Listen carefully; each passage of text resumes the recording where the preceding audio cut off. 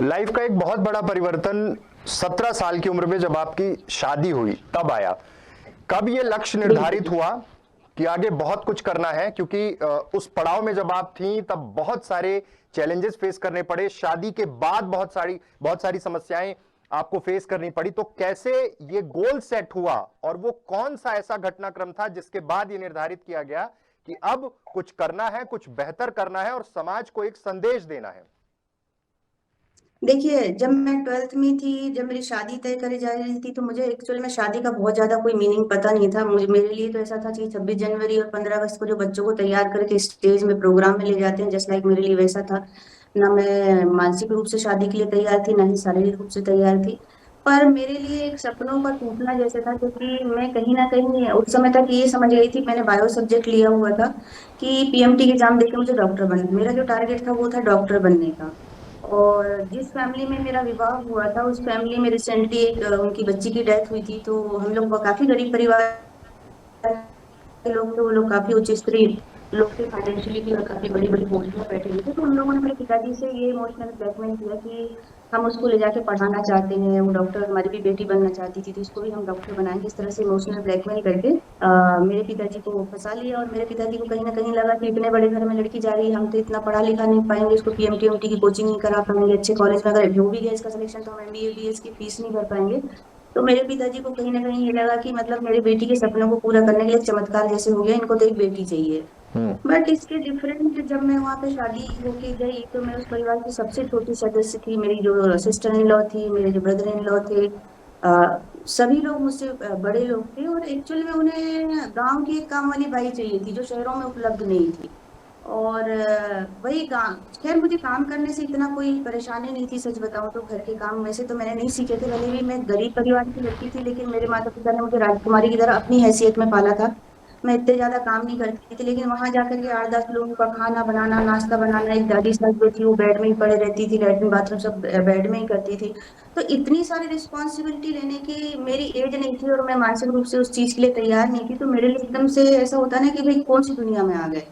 भले हम्म। पक्के मकान, बड़े लोग, बड़े पैसे, ज्यादा आर्थिक संपन्नता, ये सब चीजें मानसिक सुकून कभी नहीं हो सकती। और मेरे लिए एक अर्ली एज में भी मैं इतना जानती थी कि ये सब मेरी लाइफ की प्रायोरिटीज नहीं है, जो कुछ मैं झेल रही हूँ। हम्म। फिर शुरुआत हुई मारने पीटने, गाली गलौज करने की, मेंटल टॉर्चर, फिजिकल हरासमेंट, हर तरह का हरासमेंट, जो मैं शायद आपको इस इंटरव्यू में बता भी ना पाऊँ। जिस भी लेवल का आप सोच सकते हैं उस तरह के हरासमेंट मेरे साथ में हुए। और यहाँ तक कि एक स्थिति ऐसी आई कि मुझे लगने लग गया कि मतलब मैं फिजिकली इतनी वीक हो गई कि अभी मेरा वेट 57 kg समथिंग है। उस समय मेरा वेट 38-39 kg रह गया था, और बहुत अर्ली एज में, मेरे 19.5 साल में 2 बच्चे भी हो गए थे। हम्म। तो मुझे लगा कि नहीं यार, मुझे मतलब मुझे कहीं से भी सपोर्ट नहीं मिल रहा था। मेरे पिताजी भी मुझे घर लेके नहीं जा रहे थे। उसका भी कारण ये था कि ऐसा नहीं कि मेरे पिताजी मुझे प्यार नहीं करते थे, लेकिन हम्म। मेरी एक बड़ी बहन ऑलरेडी विडो हो गई थी, मेरे जिया जी सीओ थे, उनके एक्सीडेंट में एक डेथ हो गया था, एक बेटी घर में ऑलरेडी थी। और फिर वो मुझे भी लेके चले जाते, तो कहीं ना कहीं सामाजिक मान्यताओं के चलते वो डर रहे थे कि दो दो बेटियां घर में बैठ जाएगी, मैं समाज में क्या दिखाऊंगा। उनकी आर्थिक स्थिति भी ऐसी नहीं थी, मेरे 2 बच्चे थे। मेरी बड़ी बहन जो विडो थी, उनके भी 2 बच्चे थे, वो घर में आ गई थी, मैं भी 2 बच्चों को लेके चले जाती। तो उन सब चीजों से मेरे पिताजी मेरा सपोर्ट नहीं कर पा रहे थे। हम्म। जिस दिन मैंने सुसाइड करने का सोचा, हालांकि मैं कभी भी इस तरह की लड़की नहीं रही थी, मेरे ऊपर कितनी परेशानियां मुसीबत आई कि मैं हार मान लूं। तो मैंने सुसाइड करने से पहले एक बार सोचा कि यार अगर मरना ही है तो क्यों ना मरने से पहले एक बार जी के देखा जाए। हम्म। तो मैं उस घर से निकल गई, और मुझे नहीं पता था मैं निकल के क्या करने वाली हूँ। मेरे पास में कोई गोल नहीं था, मेरे पास में कोई एजुकेशन नहीं था। लेकिन हाँ, मैंने शुरुआत करी, मैंने बीए किया, मैंने एमए किया। उसी दौरान में एमपीपीएससी का एक रोजगार निर्माण में विज्ञापन छपा हुआ था, तो मैं उस समय एक छोटी मोटी जॉब ले रही थी। मैं 12th पढ़ी हुई थी, तो मैं छोटे बच्चों को KG 1 KG 2 यूकेजी के बच्चों को पढ़ा लेती थी। एक वो मेरा काम था। मैं पार्लर में एक नौकरी करके थोड़ा पार्लर का काम सीख गई थी, तो मैं छोटा मोटा घर में पार्लर का, मोहल्ले वालों का काम कर लेती थी, क्योंकि बचपन से मेरी माँ सिलाई करती थी, तो वो देख देख के मुझे थोड़ी सिलाई भी आती थी। तो वो भी ऐसा करके मैं 3-4 हज़ार रुपए महीने से 3-4 काम मिला के कर लेती थी, और उतना मेरे 2 छोटे बच्चे और मेरे लिए पर्याप्त था। हम्म। लेकिन मेरे वो डिसीजन न छोड़ने का, जब मैंने डिसीजन लिया, तब मेरे माता पिता ने मेरा सहयोग किया। मेरी माँ घर छोड़ करके मेरे पास रहने के लिए आ गई। मैं हम्म। एक उनकी कजन सिस्टर थी, उनके यहाँ जाके रह रही थी।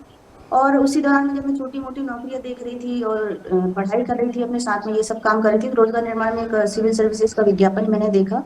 और मुझे लगा कि यार ये अच्छी जॉब है। हालांकि मैं थोड़ा बहुत सिविल सर्विसेज के बारे में जानती थी, पर मेरे परिवार में कोई भी ऐसा सिविल सर्विस वाला नहीं था, ना कोई इस तरह की बड़ी पोस्ट में थे। बल्कि मेरी मदर जो है 5th तक ही पढ़ी है, मेरे पिताजी भी ग्रेजुएट नहीं है। तो हमारे यहाँ कोई पढ़ाई का माहौल तो छोड़ो, कोई किसी भी तरह का माहौल नहीं था जॉब वॉब को लेकर के। तो मैंने उसको देखा विज्ञापन, तो मैंने सोचा कि उसी दिन, सच बताऊं तो मैंने उसी दिन अपना गोल बनाया कि नहीं, मुझे सिविल सर्विसेज निकालनी है और किसी भी हालत में मैं निकालूंगी। हालांकि मैंने ये नहीं सोचा था कि मैं फर्स्ट अटेम्प्ट में ही निकल जाऊंगी। मैंने सोचा था 3 प्रयास का, मैंने अपना गोल रखा था कि 3 प्रयास में मैं सिविल सर्विसेज क्रैक कर लूंगी। और ईश्वर हमेशा मेरे साथ में रहे और मैं पहले अटेम्प्ट में सिविल सर्विसेज निकल गई। ये मेरे लिए एक हम्म। बड़ी उपलब्धि थी। और रिजल्ट नहीं आया था, उसी बीच में मैं दूसरी परीक्षा भी दे दी थी, उसमें भी मेरा सिलेक्शन हुआ। तो गोल पहले से निर्धारित नहीं था, सिचुएशन बेस्ड मेरे पास में ऐसा गोल बना और मैंने उसको पूरा किया।